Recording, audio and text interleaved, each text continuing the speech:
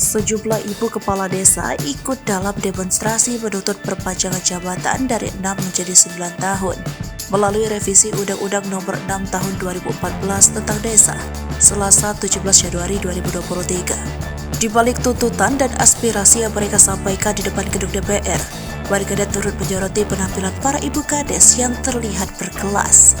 Beberapa ibu kades tersebut tampil dengan wajah yang sangat glowing.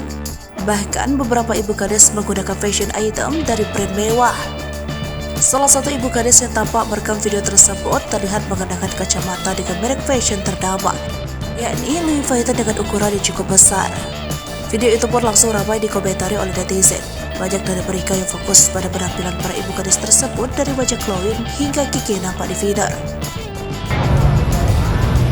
Maju untuk 9 tahun. Merdeka! Merdeka 9 tahun. Merdeka!